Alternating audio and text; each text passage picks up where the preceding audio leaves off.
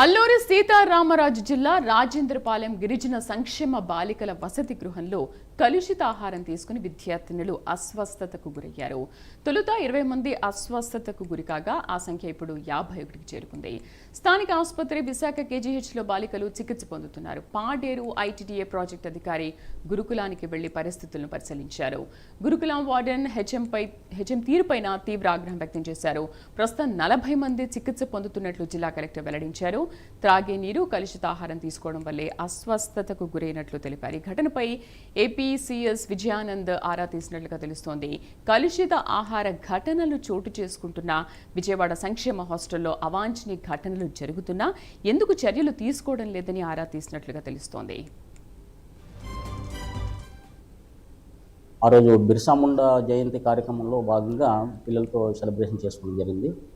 అంతవరకు పిల్లలు అందరూ కూడా బాగానే ఉన్నారు, ఎవరికి ఎటువంటి ప్రాబ్లం ఏం లేదు. అయితే ఆ రోజు ఈవినింగ్ నెక్స్ట్ డే సండే అవ్వడం వల్ల నేను ఇక్కడ హెడ్ క్వార్టర్ వచ్చి వెళ్ళిపోవడం జరిగిందండి. మోషన్స్ అయి ఉన్నాయని ఫోన్ చేస్తే నేను హాస్పిటల్కి అడ్మిట్ చేయమన్నాను. హాస్పిటల్కి తీసుకెళ్ళి అడ్మిట్ చేసి మేడం గారు అక్కడే ఉన్నారు నైట్ అంతా కూడా. అయితే నేను ఇంటికి వెళ్ళిపోయిన తర్వాత మళ్ళీ నాకు మిడ్ నైట్ 1:30కు మళ్ళీ మేడం ఫోన్ చేసి కొంచెం పరిస్థితి బాగాలేదండి, నర్సీపట్నం తీసుకెళ్ళాలని అన్నారు. అంటే సరేనమ్మా తీసుకెళ్ళమన్నాను. నర్సీపట్నం తీసుకెళ్ళారు. అక్కడ ఇద్దరికి అడ్మిట్ చేశారండి. నర్సీపట్నం నుండి మళ్ళీ కేజీహెచ్లో రిఫర్ చేశారండి. నిన్న ఉదయం ఇద్దరికి అక్కడ కేజీహెచ్లో అడ్మిట్ చేయడం జరిగింది. ప్రస్తుతానికి ఆ ఇద్దరు పిల్లలు పరిస్థితి బాగానే ఉంది. అక్కడ అసిస్టెంట్గా మరి మేడం గారు ఉన్నారు, మేడం గారు. అయితే ఇక్కడ ఉన్నటువంటి పిల్లలు మొన్నటికి 7 ఉన్నారు. మోషన్స్, ఫీవర్, మామూలు ఫీవర్. వాళ్ళతో పాటు నిన్న ఈవినింగ్ నేను స్కూల్కి వచ్చిన తర్వాత మరి కొద్దిమంది పిల్లలు జనరల్గా ఫీవర్స్తో అక్కడ అడ్మిట్ చేయడం జరిగింది. ఆ తర్వాత ఏంటంటే పేరెంట్స్ జనరల్గా వాళ్ళు రకరకాల ఫుడ్ తెచ్చి తీసుకుంటారు. అది వాళ్ళు పెట్టెల్లో నిల్వ ఉంచుకొని తినడం వల్ల ఇది జరుగుతుంది అనేసి ఎక్స్పెక్ట్ చేస్తారు. కొయ్యూరు ఆశ్రమ పాఠశాలలో అవస్థతకు గురైనటువంటి 50 నుంచి 60 మంది పిల్లలు రోజుకు సంఖ్య పెరుగుతున్నటువంటి పరిణామాలు ఉన్నాయి. దేనివల్ల వస్తుంది అనేది ఇప్పుడు దాకా ప్రభుత్వ అధికారులు ఎవరు కూడా, జిల్లా అధికారులు కానీ డివిజన్ అధికారులు కానీ ఎవరు కూడా పర్యటన చేయకపోవడం, ఇక్కడ రాకపోవడం అనేది బాధాకరం. వెంటనే సంబంధిత విద్యాశాఖ అధికారి అయినటువంటి డీడీ గారు పర్యవేక్షణ చేసి దేనివల్ల అవుతుందనేసి కలెక్టర్ గారికి అలాగే సంబంధిత డిపార్ట్మెంట్ వాళ్ళకి రిపోర్ట్ ఇవ్వాల్సిన బాధ్యత ఉంది. గిరిజన పిల్లల ప్రాణాలపై నిర్లక్ష్యం వహిస్తే అధికారులు సిద్ధసిద్ధితో పనిచేయకపోతే మరి చాలా పరిణామాలు ఎదుర్కొనేటువంటి పరిస్థితులు వస్తాయి. కూటమి ప్రభుత్వానికి చెడ్డ పేరు తెచ్చేటటువంటి అధికారులంతా కూడా మాకు అవసరం లేదు. కూటమి ప్రభుత్వానికి చంద్రబాబు నాయుడు గారు, పవన్ కళ్యాణ్ గారు, నరేంద్ర మోడీ గారు మంచి పరిపాలన ఇస్తున్నటువంటి సమయంలో అధికారులు ఇంత నిర్లక్ష్యంగా ఉండి పర్యవేక్షణ చేయకపోవడం, మరి కొయ్యూరు మండలంలో జరగకపోవడం, సంబంధిత డీడీ గారు దీని మీద రెస్పాండ్ అవ్వకపోవడం అనేది ఈ రోజు వరకు కూడా చాలా బాధాకరం. మన జరైల్లో జరిగినటువంటి ఘటన కావచ్చు. అదేవిధంగా ఇక్కడ దీన్ని అరికట్టడానికి ఏం చేస్తే బాగుంటుంది, ఆ తర్వాత హాస్పిటల్ కూడా కనీసం మౌలిక సదుపాయాలు ఉండేటట్టు మనం చూడాల్సిన బాధ్యత కూడా ఉంది. పిల్లలకి మోషన్స్, విరోచనాలు, వాంతులు అవుతున్నాయని డిప్యూటీ వార్డెన్ వెంటనే దగ్గరలో ఉన్న పిహెచ్సి రాజేంద్రపాలెంలో అడ్మిట్ చేశారు. అందులో 7 2 నెక్స్ట్ డే 16వ తారీఖున ఏరియా హాస్పిటల్ నర్సీపట్నంకి రిఫర్ చేశారు. ఆ ఇద్దరిని కూడా మళ్ళీ అక్కడి నుంచి అదే రోజు సాయంత్రానికి మళ్ళీ కేజీహెచ్ విశాఖపట్నం రిఫర్ చేశారు.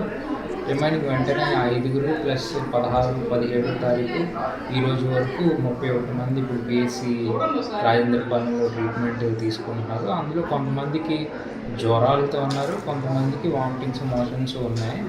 ప్రైమరీగా ఏం జరిగింది అనే దాని మీద ప్రిలిమినరీ ఎంక్వైరీ చేసి లోపల ఏమేమి ఉన్నాయని, అవుట్డేటెడ్ వస్తువులు ఏమైనా ఉన్నాయా, వాటర్ కంటామినేషన్ అన్నది చూస్తే వాటర్ 3 సోర్సుల్లోంచి ఇక్కడ వాడకంలో ఉంది. ఆ 3 సోర్సుల నుంచి అంటే ప్రైమరీగా డాక్టర్ గారు కానీ, ఫుడ్ ఇన్స్పెక్టర్ కానీ ఒపీనియన్ చేసింది. మా దృష్టిలో కూడా ఉన్నదాన్ని బట్టి మొదట కేక్ ఒకటి కన్జ్యూమ్ చేశారు, దానివల్ల వచ్చింది అని మేము భావించాం. ఇక్కడ హెచ్ఎం గారు, డిప్యూటీ వార్డెన్, నేను, ఆర్డబ్ల్యూఎస్ సంబంధించిన వాళ్ళు, మెడికల్ స్టాఫ్ అందరూ ఇక్కడ మానిటర్ చేస్తున్నాం. కేజీహెచ్లో ఉన్న 2 పిల్లల పరిస్థితి కూడా బాగానే ఉందని కేజీహెచ్ డాక్టర్ గారు ఇంటిమేషన్ చెప్పారు. నేనే కడిగానండి. కడిగినప్పుడు ఏమంటే పైన పెచ్చులు గట్టు ఊడిపోయి కొంచెం కింద అది ఐరన్ ఉంటాయి కదా, మొత్తం తుప్పడేసి మొత్తం వాటర్ అంతా గలీజ్గా అయిపోయింది అనమాట. బురద అనమాట, చాలా వరస్ట్గా ఉంది. చిన్న స్మెల్, అదో స్మెల్ వచ్చింది. కడిగేసి క్లీన్ చేసి అనమాట. కొద్దిగా ఉంది కాదు, కింద కూడా ఇప్పడానికి అవ్వలేదు నాకు వాటర్ది. ఆ వాటర్ ఏం చేసినంత అక్కడ ఒక పైప్ ఉంది, వేస్ట్ ఊడిపోయిన పైప్ నుంచి. ఆ పైప్ నుంచి పోసుకొని నేను ఒక్కడనే చేసుకున్నాను అనమాట. వేరే వాళ్ళకి చెప్తే వస్తానని చెప్పిన కుర్రోడు రాలేదనమాట. అందువల్ల నేను వెళ్ళి ఒక్కడనే చేసుకున్నాను. అది లోన్ అంతా బురద అంతా ఉంది, కొద్దిగా బురదగా ఉన్నాను, కొంచెం బురద ఉండింది, కొద్దిగా వేస్ట్గా ఉండిందండి.